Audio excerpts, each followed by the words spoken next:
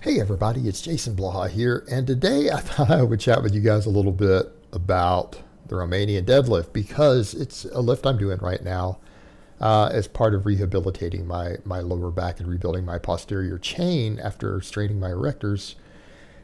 And the whole topic's coming up, and people are essentially saying, "Why aren't you doing it with locked knees?" And I think people need to understand the Romanian deadlift and the stiff leg deadlift are not the same exercise. They're not even remotely close to the same exercise.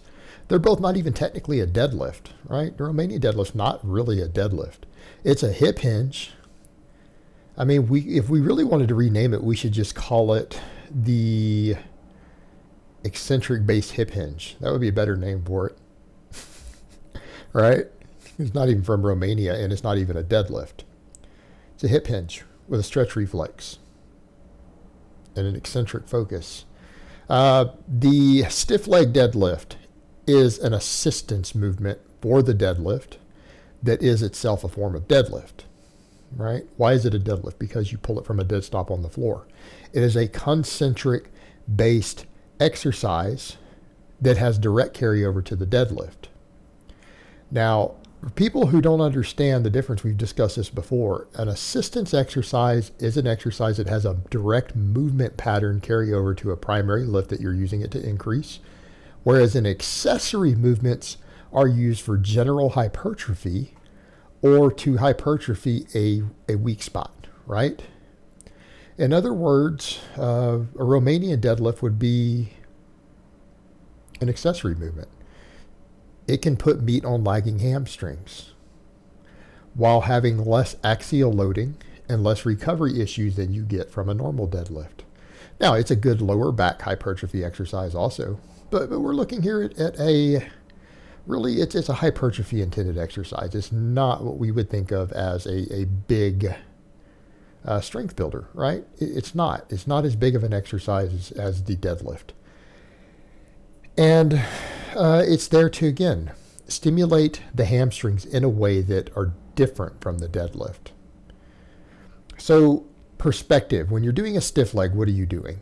You're essentially doing a deadlift, but with your hips much higher and your knees close to loft, like a soft lock. Why would you do that? Well, number one, it's an easier exercise. So in other words, if you're having recovery issues with a deadlift, the stiff leg deadlift lets you use less weight, so less axial loading. It puts your back in a disadvantaged position. So it's a harder exercise. And again, it helps work the hamstrings and everything, but I don't know that it works the hamstrings harder than a normal deadlift. I don't feel that it does personally. It's probably about the same. And I definitely don't think it necessarily competes with a deficit deadlift for that. And in a lot of ways, the stiff leg deadlift is there to train you to deal with a deadlift when you have back rounding happen, right? Because when you do a stiff leg deadlift, there's going to be more back rounding. There's oftentimes going to be rounding of the lumbar. It's actually an incorrect deadlift, right? You're lifting with your back instead of using your legs. But what it is that to help people get through certain weak links in the deadlift, it's an easier version of the deadlift, right? That puts your back in a bad position. And I honestly feel the stiff leg deadlift is probably a slightly better lower back exercise. However, in this situation, for someone like me who's pulled an erector and I can't handle any real rounding of my lumbar or posterior pelvic tilt on any of my exercises, that would be the inappropriate lift to be doing. That would not be a good assistance movement for me right now. It really wouldn't. I'm trying to get as much hypertrophy as I can in different parts of my body while still doing axial loading exercises, but while staying within my recovery. Now, if we look at what I have for posterior chain exercises, look at the Romanian deadlift. What do you see me doing here? I'm almost going as low as a deadlift. In fact, my hips are just slightly higher than a normal deadlift, which is the only reason you're getting a stretch in it. So what I'm doing, I'm basically just kind of deadlifting it up as a light weight to get it into position. And you're lowering the weight with slightly higher hips than you would have for your ideal pull position. But I'm doing that also so that I can maintain curvature in my lower back. Again, notice there's no rounding happening in the lower back. We're almost maintaining a clean style pull. It's very similar to where you would pull with a clean in terms of shoulder and everything happening. I'm trying to minimize thoracic rounding, which for me isn't easy because I'm a thoracic rounding puller. Trying to eliminate lumbar rounding so that we can force a stretch onto the hamstrings. When you're doing the Romanian deadlift, you lower down to the point to where, because you're maintaining a curvature in the back and keeping the hips a little high, you're lowering it down to the point to where you feel a stretch in the hamstrings, which is if you guys notice, I'm only a few inches off the floor. In all honesty, the pull is very similar in height to a below the knee rack pull, right? And a below the knee rack pull is not just an inch below the knee. It's way down like you guys see me doing, right? That's basically, this is the eccentric version of a below the knee rack pull. But what we're doing, we're maximizing hamstring recruitment. So we're setting everything else into a position to where the actual lower back, the erectors, even the thoracic erectors, everything else are being moved less than we would move oftentimes on a deadlift. And we're keeping the hips in such a position and keeping the back in such a position to where we can lower the weight to almost the floor, but not quite touch the floor, that will stretch the hamstrings just as deep as you would, say, on a deficit deadlift.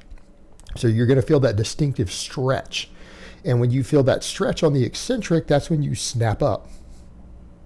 Why? We're trying to activate a myotatic reflex in the hamstrings. This is something that we don't get on a normal deadlift because we usually set everything. We set our back, we set our hips, everything else to take the stretch reflex out. Obviously, we're pulling from a dead stop anyways, so the stretch reflex wouldn't be there, but we're setting ourselves to where we're actually pulling. Usually your ideal pull from the floor is going to be set to just a point that would be just outside of the stretch reflex on the hamstring. So what we're doing with this is we're actually making the hamstring stretch more because of our position than we would on a conventional deadlift. Now, not necessarily more than a deficit deadlift, which is why on a deficit deadlift you usually get hamstring dumps, right? You do a 2-inch deficit and you try to pull from the same heights you do as far as hip height and everything as you would on a conventional deadlift, your hamstrings get sore. So it's going to be very similar, but we're doing it with a much, much, much lighter weight because we aren't utilizing all these other mechanics in the back the same. We're making the hamstrings take the brunt of the work. So doing it in this way, it is very much a hamstring-based exercise with a large eccentric component. So we're using the eccentric and particularly the stretch reflex and the extra range of motion the hamstrings are subjected to there to hypertrophy the hamstrings more than we might get on a conventional deadlift. Now, if you're like me and you've had detraining of the lower body as a result of, say, a back pull like I have, this is a useful tool that doesn't work the lower back as hard, right? My lower back is getting work, but not as hard as it would on a deadlift.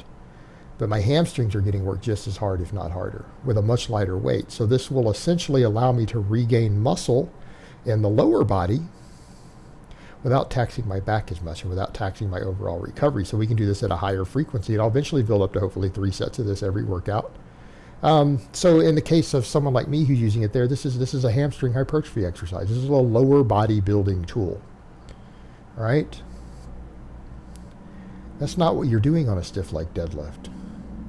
The stiff leg deadlift is teaching you to pull off the floor on a concentric base exercise in a bad position. People say, well, why would you do that? Because for some people, when your back starts to break down and it becomes a weak link on a max deadlift, you'll get cat back sometimes. And so by doing a stiff leg deadlift, you're training yourself to pull in that bad back position and to be able to handle a respectable weight. It can be a valuable tool for people whose form breaks down in that manner when they go to hit a max deadlift in a competition. I would never use a stiff leg deadlift as a standard hypertrophy tool though, right? We wouldn't do that. It's an assistance movement for your max effort deadlift. It's an assistance movement for that. This is an accessory. We would think of this when people use these terms, bodybuilding movements. That's what this is. This is here to put size on your posterior chain, and particularly your hamstrings, without stressing the back quite as much as other variations of the deadlift do. Totally different animal. Totally different animal. All right, guys, but that's really all I have to say on that today. I hope it's been informative, and I will talk to you guys next time.